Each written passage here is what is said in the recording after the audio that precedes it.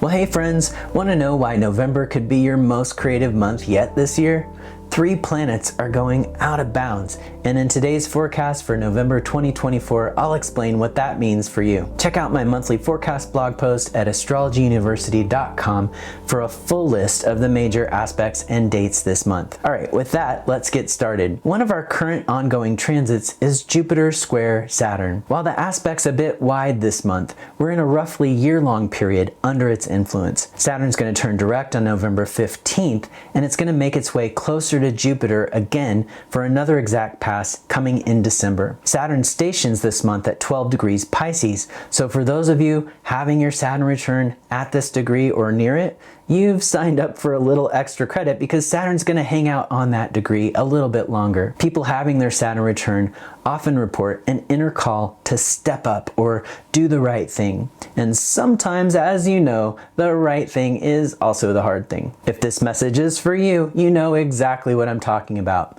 Now's the time. And let us know in the comments if you are having your Saturn return right now, because we're all rooting for you. If you have planets in Virgo, Pisces, Gemini, or Sagittarius, pay close attention because this next message is for you. Jupiter's still retrograde, so for my spiritual seekers out there, maybe hold off on your new crusade for a minute. Think of it like drinking from a fire hose of inspiration. There's so much coming in, but not everything needs to be shared right away. During Jupiter retrograde in Gemini, we're in a process of gathering new information or data and then reflecting on it. This is the perfect time to explore new ideas in search of a new guiding principle. Dive down those YouTube rabbit holes, wander through bookstores, pick up whatever catches your eye. Maybe start with the spirituality, religion, or personal growth sections just to stay in the Jupiter zone. But what's challenging about Jupiter and Gemini?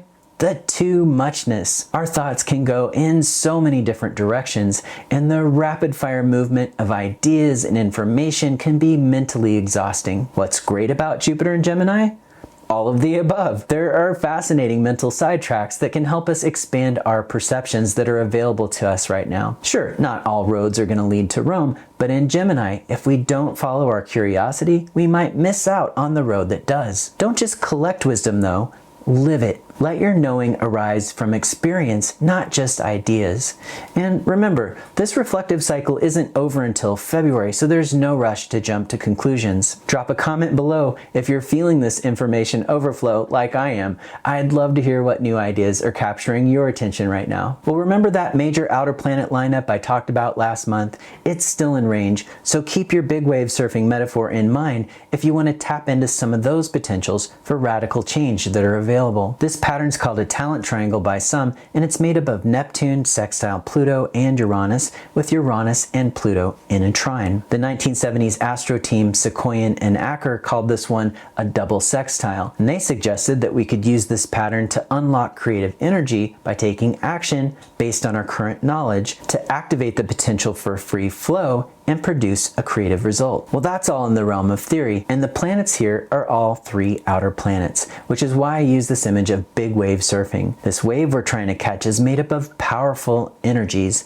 but the potential for revelation, a deeper source of inspiration, and grounding in depth experience is there for those of you who choose to. Like big wave surfing, these powerful planets can require courage to ride, but the view from the top might just be worth it. Now, this pattern's going to be in range for a few years, but in the short term, it's edging in and out of the exact signs that make up the aspect over the next several months, as all 3 planets will eventually change signs. This month, Pluto's going to leave the pack first, finally making its way into 0 Aquarius for the long term on November 19th. Pluto will stay in Aquarius now for several years. Next year, Uranus will also move into an air sign, and Neptune will move into fire. And this talent triangle aspect between these 3 is going to take on a whole new dynamic.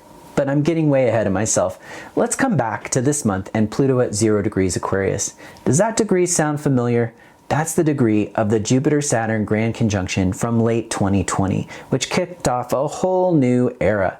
And I'm spelling that AIRA, since all of our Jupiter-Saturn conjunctions from now on are going to take place in air signs for the next couple of 100 years. A planet that hits the Jupiter-Saturn conjunction degree is said to activate the potential of that conjunction, which is going to unfold over a 20-year period. And that has to do with an initiation into this new air time. Thinking about the air element, when ideas and connections are an important component of our collective experience. Each planet activates potential in its own ways, and Pluto seems to direct our attention to places we don't really want to look, to subjects or experiences that might make us uncomfortable. We might think about our collective or personal shadow work, for instance. But Pluto also speaks to the idea of power and personal empowerment. Now this might be a stretch, but I'm thinking here about how we all know that a big component of this new era is going to involve AI. And almost from the start of ChatGPT's launch, there's been a big conversation regarding our fears around AI and what it could accentuate in terms of human nature, including both the good and the bad. With Pluto here at this degree, we might be attuned to some of those dark potentials, but also some of those that are empowering. Jupiter and Saturn are now in their opening square following their conjunction. Rudyard called the opening square a crisis of action. So we could imagine that there's work at hand right now, and it looks deep and potentially stressful, but that action instead of inertia is the key. These larger cycles take time to unfold, so don't expect to have total clarity anytime soon about this new air era.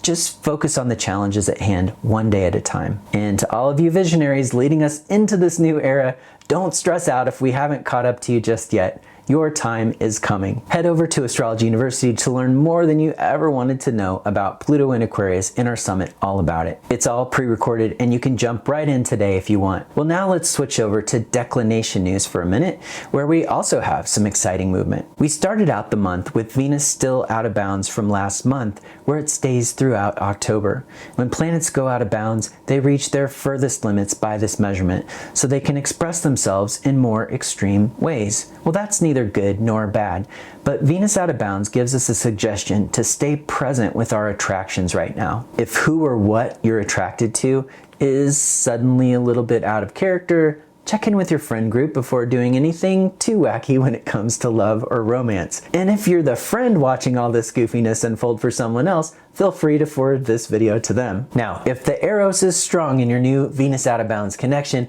by all means follow your bliss. But be aware that you might come down with a little love hangover next month when Venus sobers up. For some folks, the hangover will totally be worth it.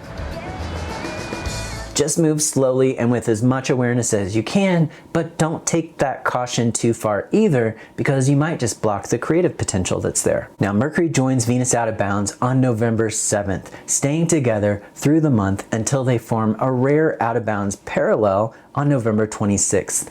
If you're a writer, November 7th to 26th is your golden window for breakthrough ideas, so jot those dates down and defend your writing time. When planets go out of bounds, they can color outside the lines. That's when creativity finds its wildest expression. This is prime time for problem solving and creative breakthroughs. With Mercury and Venus together, your wordsmith wizardry might be in rare form. If you're having writer's block, you might suddenly break out. If you're writing a novel, you might just have a eureka moment with your character development. To make the most of this potential, give yourself time for mental reverie. Schedule a brainstorming session with your peers or your pals.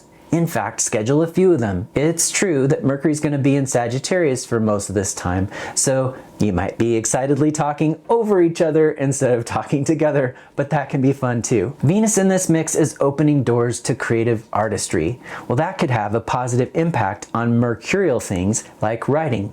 But shifting to the Venus perspective, in your personal life, you might find just the right words to smooth over something that shouldn't have been said, and that could lead to greater connection. Well, here's some fun homework.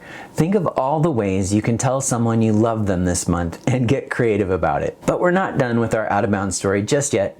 The moon also takes 2 trips to its declination extremes this month, from late Scorpio to early Aquarius, from November 3rd to 8th, and then in Gemini and Cancer from November 17th to 20th. With the moon at its peak, emotions could also peak on those days, or you could find yourself experiencing a strong feeling channel for the moon's sign. So think peak seriousness while the moon is in Capricorn, or peak sensitive while the moon's in Cancer. There are 2 more ingresses or sign changes that I haven't mentioned yet. On November 3rd, Mars enters Leo. Mars in Leo can be fun, vibrant, and colorful. It's like Mars in Technicolor or CinemaScope for any of you classic film buffs out there. Okay, yes, Mars in Leo can be a little dramatic. Why are you doing this to us? But isn't life more fun with a little extra flair? At its best, this is Mars fueled by the warm light of love. To get Mars moving in a positive direction in this sign, let your heart guide the way. As Venus enters Capricorn on November 11th, it's like having a personal shopper with perfect taste in the classics, somebody who knows that quality never goes out of style. Thinking about Venus and values, in Capricorn, we're steered toward integrity and personal responsibility. Venus as an archetype by itself isn't necessarily about doing the right thing. It can be more about doing the thing that feels good. But in Capricorn, we temper that aim for pleasure, knowing that the right thing can feel good too. Now contrast that image with Mae West, who was born with Venus in the opposite sign in Cancer, which also ruled her Taurus ascendant. And she once said, "I generally avoid temptation unless I can't resist it." Okay, that was maybe more of her Mars out of bounds talking, but I just wanted to throw in a fun quote. Mercury stations retrograde on November 25th at 22 degrees Sagittarius, still out of bounds, and parallel Venus out of bounds.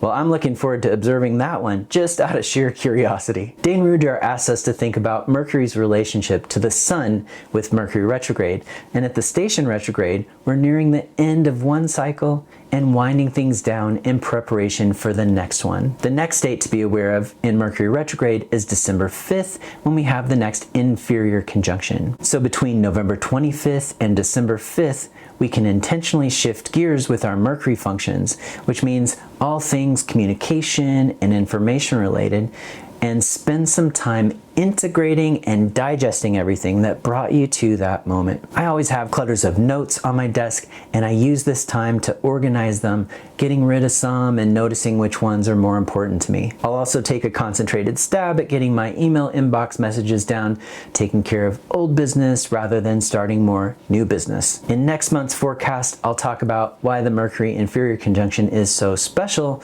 but for now, let's talk about timing. Electional astrology helps us choose good moments for important actions. Think of it as checking the weather before setting sail. While we can't truly control outcomes or guarantee smooth sailing in life, we can look for favorable winds. But as a business coach recently told me, don't wait for perfect conditions. You can learn more and build resilience by launching in choppy waters. Well, there's some great advice. While there aren't really clear skies this month, there is a gust of wind here and there. For the waxing moon, which is recommended for things that you want to grow, you might try November 6th with the moon in the middle of a talent triangle with the sun and Saturn. And that means the moon's making sextiles to both. Check out the chart with Scorpio rising and the sun on the ascendant ruling the MC. Sure, this chart's a little complicated, but we're doing the best with what we have for those of you who have to take action this month and can't wait. For a more Neptunian endeavor, maybe something musical or idealistic or compassionate, there's a brief window on November 11th with the moon in Pisces conjunct Neptune and the sun trine Neptune. And you can tap into that just after 10:30 a.m. Pacific time for the waning moon and actions that have more to do with integration or releasing. Things are pretty much in the it's complicated zone this month. It's complicated. But I found a chart for someone whose intention was to have a difficult conversation about an ongoing conflict that she wanted to wrap up. With just a short window, we went for November 26th, with Mercury out of bounds for its potential to come up with a solution that no one had thought of yet, and the moon trine Jupiter for some hopeful support, and sun trine Mars for decisive action toward resolution. Are there several tricky aspects in that mix too? Yes, but she already knows this is going to be a difficult conversation. Well, I'd love to get your feedback about this section of the forecast. Let me know in the comments if you're enjoying some technical detail here, or if you'd rather it just be simplified to the dates. Well, that's it for this month's forecast. Visit our calendar of events at astrologyuniversity.com for things you don't want to miss, like Kelly Surtees' annual workshop to help you plan your year ahead for 2025. Well, until next time, take good care.